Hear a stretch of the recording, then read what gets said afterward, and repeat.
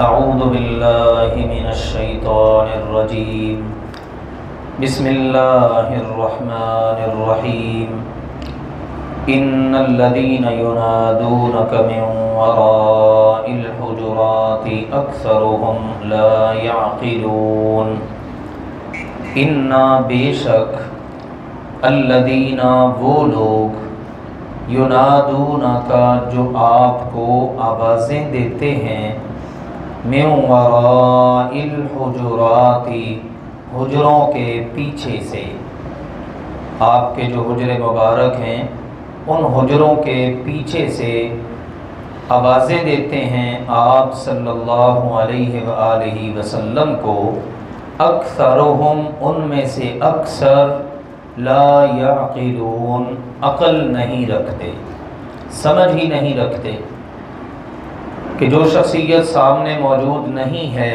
اس کو دیوار کے پیچھے سے آواز دی جائے تو اللہ تعالیٰ نے اس بات کو بے عقلی اور بے سمجھی کی دلیل بتایا ہے۔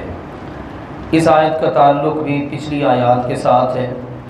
پچھلی آیات میں رسول اکرم صلی اللہ علیہ وسلم کے ادب آداب بتائے گئے کہ آپ سے اونچی آواز میں بات نہیں کرنی، آپ کی موجودگی میں اپنی آوازوں کو اونچا نہیں کرنا، آپ اگر بات کر رہے ہیں تو آپ کی بات کے ہوتے ہوئے اپنی بات نہیں کرنی، آپس میں بھی گفتگو اس طرح نہیں کرنی کہ اللہ کے نبی صلی اللہ علیہ وسلم کی موجودگی میں تم آپس میں بے تکلفی میں بات کرو اور اللہ کے نبی صلی اللہ علیہ وسلم کی گستاخی ہو جائے۔ تو یہ سارے ادب آداب ذکر کیے گئے۔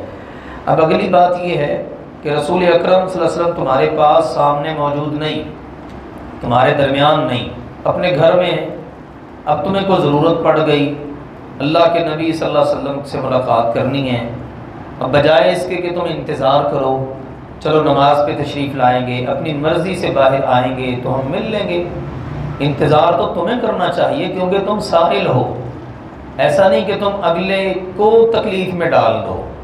یہ شرعی اصول بھی بتائے گئے ہیں، آپ کسی کے گھر جائیں تو آپ دستک دیں، انتظار کر لیں سائڈ پر ہو کر، پھر دوسری بار دستک دیں، پھر سائڈ پہ ہو کے انتظار کر لیں، پھر تیسری بار دستک دیں اور انتظار کریں، اگر دروازہ نہ کھلے تو واپس پلٹ جائیں۔ بلکہ اللہ نے سورہ النور میں یہ بات بیان کرنے کے ساتھ یہاں تک کہہ دیا قیل ارجعوا، اگر گھر سے آواز آ جائے نا جی پلٹ جاؤ واپس، ہم تمہیں ابھی ملنا نہیں چاہتے، تو اللہ نے کہا بغیر کوئی بات کیے وہاں سے پلٹ جاؤ۔ پتہ نہیں گھر والوں کو کیا مجبوری ہو، کیوں نہیں وہ ملنا چاہتے۔ اب آپ دیکھیں ہمارے ہاں تو اس کو بڑا نا وہ گستاخی والا معاملہ سمجھا جاتا ہے نا کہ لو جی ان کے تو اخلاق ہی نہیں، یہ تو بڑے بد اخلاق لوگ ہیں، انہوں نے تو جناب ہمیں کہہ دیا ملنا نہیں چاہتے، چلے جاؤ واپس۔ اللہ کا قرآن بتا رہا ہے، یہ چیزیں اللہ کے قرآن نے ہمیں بتائی ہیں، تو پیرامیٹر جو ہے نا وہ ہم خود نہیں طے کر سکتے، ادب کے، بے ادبی کے، یہ گستاخی ہے اور یہ جناب گستاخی نہیں ہے، نہیں، جو اللہ کے قرآن نے بتا دیا وہ بالکل حق اور سچ ہے۔ اب نبی پاک صلی اللہ علیہ وسلم کی ذات پاک، آپ نے دن میں آرام بھی کرنا ہوتا، پھر دیگر بہت سارے امور بھی نمٹانے ہوتے، تو اللہ تعالیٰ نے ان لوگوں کو تنبیہ فرمائی کہ جو لوگ آپ کے آرام میں خلل ڈالتے ہیں، آپ اپنے گھر میں تشریف فرما ہیں، اپنے حجروں میں ہیں اور وہ باہر سے کھڑے ہو کر اونچی اونچی آواز میں آپ کو آوازیں دیتے ہیں، تو یہ بے عقل لوگ ہیں۔ اللہ سبحانہ و تعالیٰ نے ان کے بارے میں یہ واضح طور پر ارشاد فرما دیا۔ اس میں عقیدے کی بھی بات ہے کہ نبی اکرم صلی اللہ علیہ وسلم ہر وقت ہر جگہ پر موجود نہیں ہیں، اگر حجرے کے اندر موجود ہیں تو حجرے کے باہر موجود نہیں ہیں، حالانکہ کتنا فاصلہ ہو سکتا ہے۔ جو ان لوگوں کو اللہ سبحانہ و تعالیٰ نے مدینہ منورہ جانے کا موقع دیا، انہوں نے اپنی آنکھوں سے دیکھا ہے کہ چھوٹا سا ایریا ہے، کوئی زیادہ لمبا چوڑا نہیں ہے۔ روح المعانی میں اور اسی طرح سے دیگر کتب تفاسیر میں اور احادیث کی کتابوں میں ان 9 حجروں کا منظر ذکر ہوا ہے۔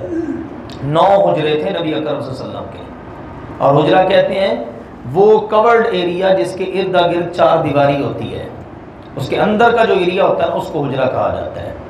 تو باہر کا جو آپ کہہ لیں کہ دروازہ تھا، اس سے لے کر اندر کا جو دروازہ ہوتا ہے اس تک کا جو ایریا تھا وہ زیادہ سے زیادہ اہل علم نے لکھا ہے کہ 15 فٹ صرف بنتا تھا، یعنی صحن آپ کہہ لیں جو سارے حجروں کا مشترکہ ہی تھا ایک قسم کا. تو اندر والا جو ایریا تھا نا، کورڈ ایریا حجرے کا، وہ بنتا ہے 15 بائی 12.5 یا 10.5 فٹ. ایک حجرہ اتنا چھوٹا سا، اور چھت اس کی کیسی ہے؟ کھجور کی ٹہنیوں سے بنی ہوئی ہے، کھجور کی ٹہنیوں سے بنی ہوئی. اور دروازہ کیسا ہے؟ دروازہ وہ کپڑے کا جو ٹاٹ ہوتا ہے نا، اس کا دروازہ تھا، وہ لٹکا ہوتا تھا آگے. یہ ہمارے پیارے نبی کا رہن سہن ہے، یہ ہمارے پیارے نبی کے حجرے ہیں. کھجوروں کا اوپر ایک قسم کا چھپر ہے، اور جس وقت بارش ہوتی ہے وہ سارا ٹپکتا ہے. اللہ کے نبی صلی اللہ علیہ وسلم اپنے اس حجرے میں ہوتے ہیں. تہجد کی نماز کے لیے جب اٹھتے تو امی جان عائشہ رضی اللہ عنہ فرماتی ہیں نا کہ میں آگے لیٹی ہوتی، قدم آگے ہوتے، آپ نے سجدہ کرنا ہوتا نا، آپ میری ٹانگ کو، میرے پاؤں کو ہاتھ لگاتے، میں سمیٹ لیتی تو آپ پھر سجدہ کرتے. اللہ اکبر. آج ہم تو 3 مرلے 5 مرلے 10 مرلے پر گزارا نہیں نہ کرتے. ہم کہتے ہیں نہیں جی کنال کی 2 کنال کی کوٹھی ہونی چاہیے. کئی لوگوں کے بارے میں سن کر تصور کر کے جناب بندہ ہل جاتا ہے کہ ان کی کوٹھیاں 100 کنال پر مشتمل ہیں. ابھی چند دن پہلے ایک دوست ذکر کر رہے تھے کہ یہاں کوئی رائیویٹ روڈ پر نا ایک شخص ہے، اس کی کوئی 100 کنال پر مشتمل جناب کوٹھی اور بنگلہ. لیکن اللہ کی قدرت دیکھو، نوجوان لڑکا، اور جناب اس نے بڑی زبردست قسم کی گاڑی رکھی ہوئی ہے. وہ گھر میں آ کے اس نے گاڑی ابھی کھڑی کی ہے، اپنے اس گھر میں اس کو اتر کر قدم رکھنا نصیب نہیں ہوا کہ موت آ گئی. تو اللہ ذوالجلال والاکرام کے یہ کام ہے. تو مقصد کہنے کا یہ ہے کہ اس دنیا کے اندر بندہ ریجھ جائے اور اسی دنیا کے اندر دل لگا کے بیٹھ جائے اور سمجھے بس میری یہ فائنل منزل ہے، یہ اچھی چیز نہیں ہے. ہم کلمہ پڑھتے ہیں کس ہستی کا؟ جن کا نام ہے محمد مصطفیٰ صلی اللہ علیہ وسلم. اور ان کے گھر کی کیفیت آپ ذرا نوٹ کریں. 9 حجرے ہیں، 9 ازواج مطہرات بیک وقت ان میں رہتی ہیں. اور کتنا ایریا ہے؟ بالکل چھوٹا سا، یعنی آپ یوں کہیں میٹرز میں بھی نہیں، فٹوں میں ہے. اور پھر اوپر کھجور کے وہ چھپر یا کھجور کی ٹہنیوں کی جناب چھت ہے، اور آگے ٹاٹ لٹکا ہوا ہے.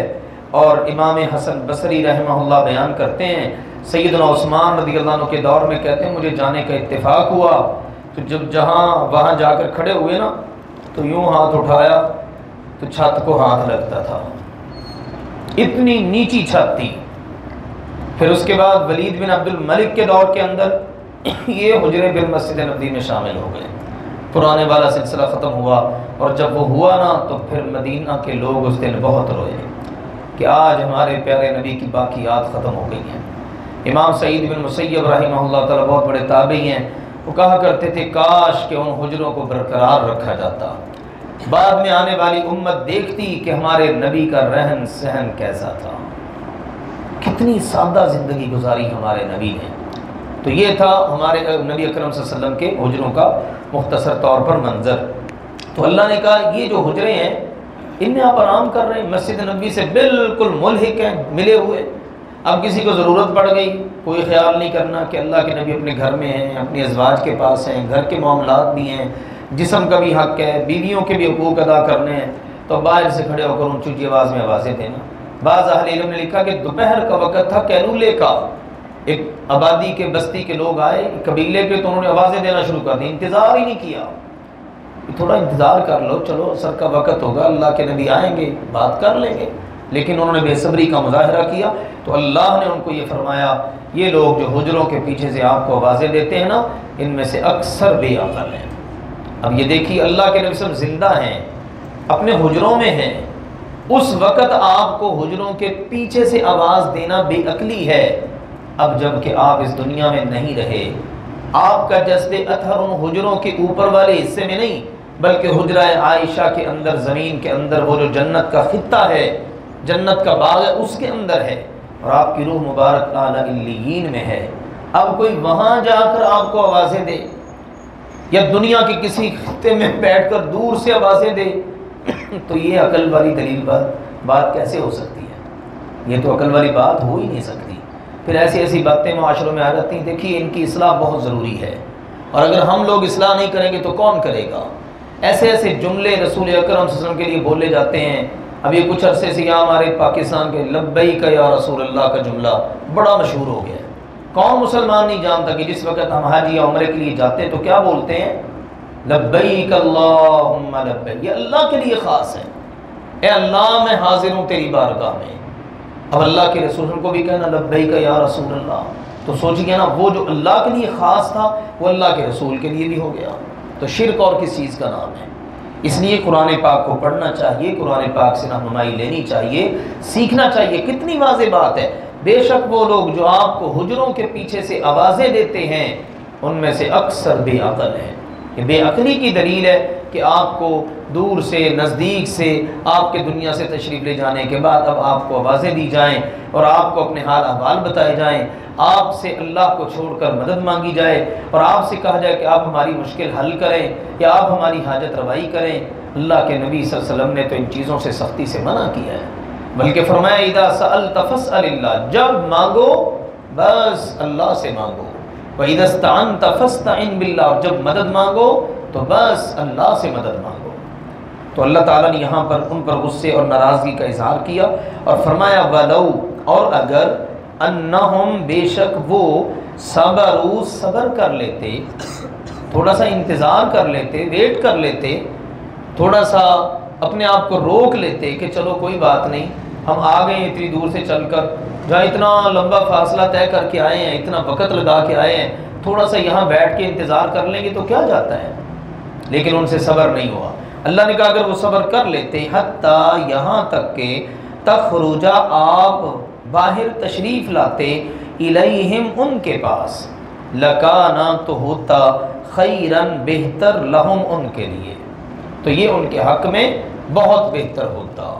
آپ اپنی مرضی سے تشریف لاتے. یہ گھروں کے حوالے سے ادب آداب ہیں. آپ نے دروازے پر دستک دی، گھر والے نہیں آئے، آپ انتظار کر لیں. وہ اپنی مرضی سے تشریف لائیں تو آپ اپنی ضرورت بیان کر دیں. سلف صالحین کے اندر یہ بات ہوتی، بعض ائمہ ان کو پتہ چلتا کہ فلاں کے پاس اللہ کے نبی کی حدیث ہے تو وہ ان کے دروازے پہ جاتے، وہیں پڑے رہتے، کھٹکھٹانے کی بھی جرت نہ کرتے کہ اپنی مرضی سے تشریف لائیں گے تو ہم اپنی ضرورت سامنے رکھ دیں گے. تو یہ بڑے اہمیت کے حامل امور ہیں جہاں معاشرتی حوالے سے ہمیں تربیت کی ضرورت ہے. تو ان چیزوں کو بھی بہت مد نظر رکھنے کی ضرورت ہے. آج یہ چیزیں ہم مسلمانوں کے اندر نہیں ہیں، جس کے نتائج آج پھر ہمارے سامنے ہیں. اسی تناظر کے اندر اور بھی کئی ایک چیزیں آ جاتی ہیں. مثلا آپ فون پہ، موبائل پہ رابطہ کرتے ہیں، اگلا بندہ فون اٹینڈ نہیں کرتا، تو میکسیمم کتنی بار رابطہ کریں؟ 3 بار.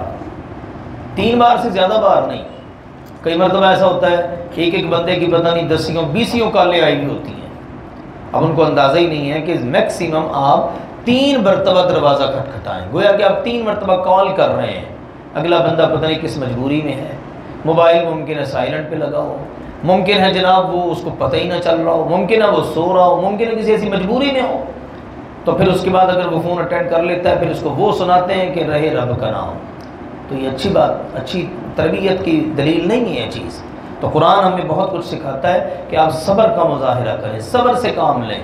جس سے آپ کو کام ہے وہ اپنی مرضی سے باہر آئے تو اس کے سامنے اپنی ضرورت رکھ دیں. تو اللہ نے یہ بات بتائی اگر یہ لوگ صبر کرتے حتیٰ کہ آپ ان کے پاس باہر تشریف لاتے تو ان کے حق میں یہ بات بہتر تھی. واللہ، اور اللہ تعالی، غفور، بخشنے والا ہے، رحیم، رحم کرنے والا ہے.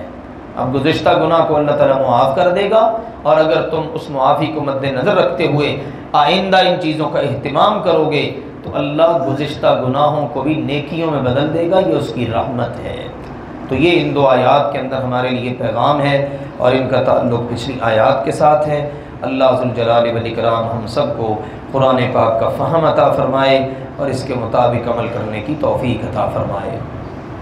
ان الذین ینادونک من وراء الحجرات، بے شک وہ لوگ جو حجروں کے پیچھے سے آپ کو آوازیں دیتے ہیں، اکثرہم لا یعقلون، ان میں سے اکثر بے عقل ہیں. ولو انہم صبروا، اور اگر بے شک وہ صبر کر لیتے، حتیٰ تخرج الیہم لکان خیرا لہم، حتیٰ کہ آپ ان کے پاس باہر تشریف لاتے تو یہ ان کے حق میں بہتر تھا. واللہ غفور الرحیم، اور اللہ تعالی بہت بخشنے والا، بے حد رحم فرمانے والا ہے. سبحانک اللہم وبحمدک، اشہد ان لا الہ الا انت، استغفرک.